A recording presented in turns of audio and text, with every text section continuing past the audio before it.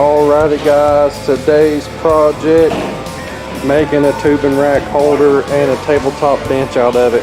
So it's going to be a wild looking little ultimate tubing rack and bench. So it's going to be a pretty cool day today. So we're going to rock and roll. Jesse and Chad over there working away. Jesse's rocking on. Lifetime table, man. That's right. So they are actually cutting out all my pieces and parts. And I'm going to take you guys on over here to the sketch we're kind of going off of. And we'll kind of go from there. So we kind of started out with, we were kind of thinking all the shelves are going to be flat, and that got all of our weight off, so we decided against it, angled our shelves in so it keeps all the weight down here and keeps it from tipping over. So it's going to be pretty cool. So we're going to keep on rocking and show you guys how we build this.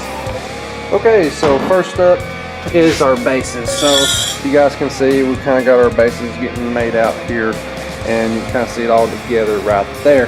So this base here, just kind of go over some things. This is what holds it all together.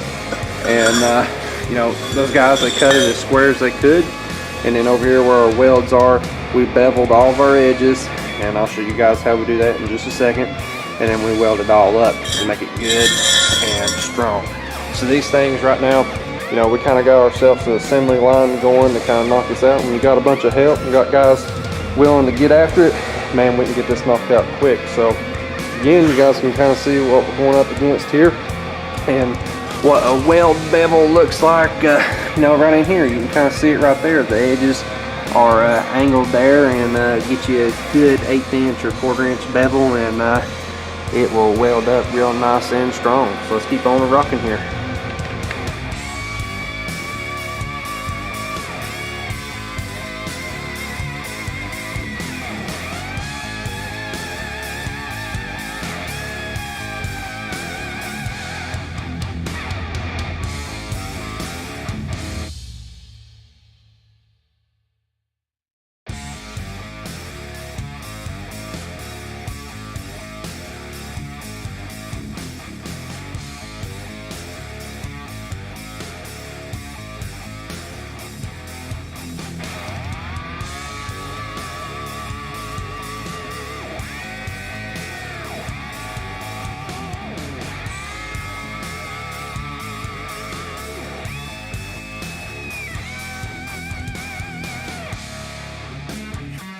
Alrighty, so now it is time to look at the back of my head for a little bit. What I mean by that is we are putting some heat down on this part now, so you can kind of see all the shelves that's on there now, and this welder is humming. I mean, it is putting down the weld, and we're putting some good looking beads going on right here. So again, enough of my talking. We're going to let the sparks do the talking for me, and hope you guys keep on. Check out those welds, guys. Boom. I think the Vulcan is kicking it in the butt. I played with some more settings on it, and I turned up the heat just one more number more just on the heat, and it really came around. So like you can compare the welds from like here, which means still good penetration, still looking good, to over here, and that's just rolling that metal down even flatter and just looking killer. So awesome, loving the welder, getting more and more used to that thing. And again, I'm on the 220 setting right now, and we're getting to see what this thing's doing. We don't even have it pegged out either. I mean, we've just got it kind of set at where it's telling me to have it set at in here. So I know a lot of you guys are going to be like, man, it says 1/8 inch right there, blah blah blah.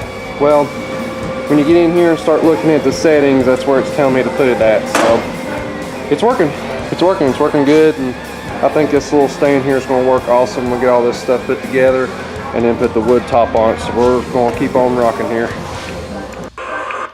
Okay, and as Jesse wraps up on one of the last shelves here, he's getting all the burrs ground off of it. Excuse me. And we gotta make ourselves a trip to Lowe's to pick up some lumber, and let's go get to Lowe's. We'll see what we can get.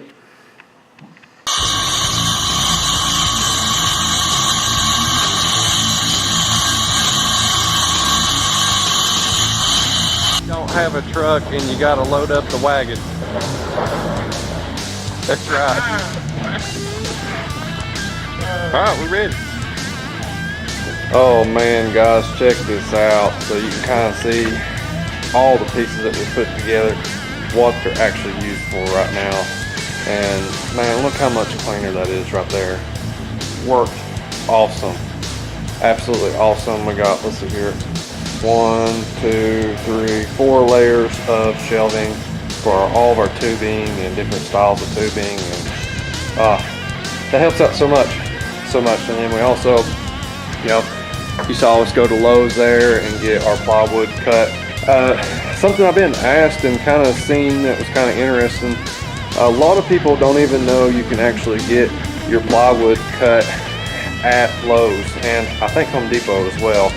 And it's like we were there and one of my buddies was like, hey, does Lowe's actually cut wood? And yeah, they'll actually cut wood. I think they'll do up to 2 cuts, and after that it's 25 cents per cut.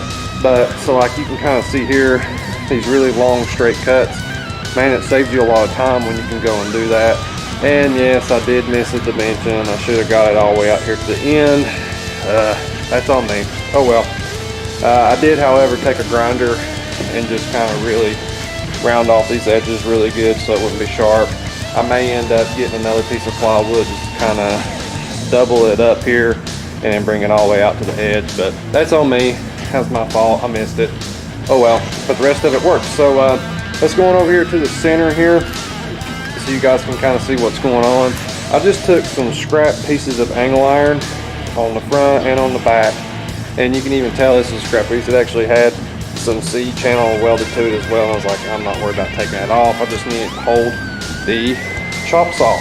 So now the chop saw actually fits in this little slot here, and now when you set a piece of tubing on it, it's level here and level here with the bed of the chop saw. And man, guys, that helps out a ton. So to kind of catch everybody up, you can set the chop saw in there again, and now what we're doing is just mounting the plywood. So you can kind of see we've done some countersink holes, and how you do that is you can take like a wood bit like this, countersink it, and then drill it out with a drill bit all the way through both the wood and the C-channel, put a nut on the back side, and boom, it's mounted. Very simple, very easy. And I'm here to tell you guys, this thing is sturdy. I mean, it is heavy, and if I wanted to, I could anchor it to the floor, but as of right now, I don't think I need it. And I've got some weight on there. I mean, this tubing here is like 1/4 inch and 1/2 inch thick OD tubing. So yeah, it's pretty big stuff, and it's holding it very good. So now that we've got that side mounted, I've got to get this side here leveled up. As you can see, I've kind of got some shims up underneath of it. The concrete floor actually slopes down back here on this side here, so I kind of had to shim it out, and you see one there, so I'm wanting it level all the way across. But I'm telling you guys, this shelving system is working out good. What I'll do is, to finish out the video here, I'll get all these shims chopped off, cleaned up.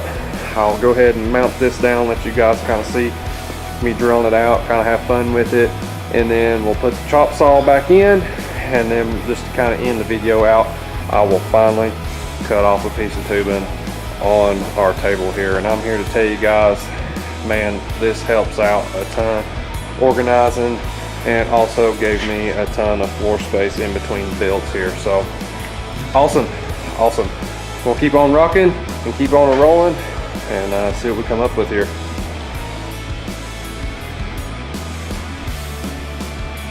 Support beam is welded in underneath the table. We did that on both sides, and now it's time to mount the table. Rock and roll, guys. Alrighty guys, we're about to put our mounting screws over here. Right now I'm just trying to find the center. And that's pretty good right there.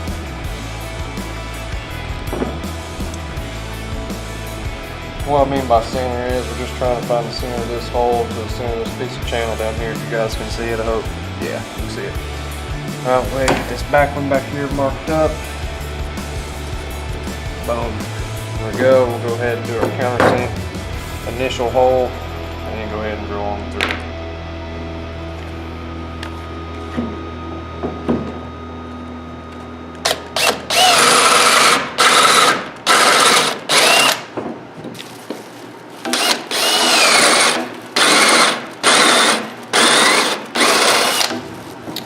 And this thing only let me drill so far because of how long this taper is, but if you guys can see it, yeah, the taper.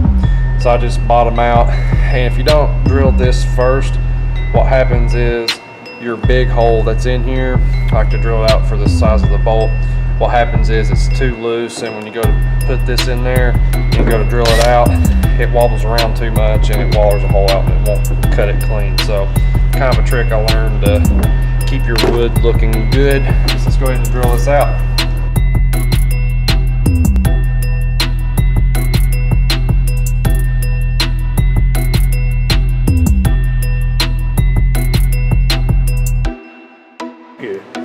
Alrighty guys, well, we're about to finish up this video here and to wrap it up. You know, we got our tables here all set up. Mr. Jesse, he helped us out a bunch. Chad helped us out. And man, we just had a full team of guys hit this thing hard. We got this bad boy knocked out. So to wrap up the video, we're going to cut us a little piece of tubing here just to kind of, you know, end this bad boy off. So let's cut something.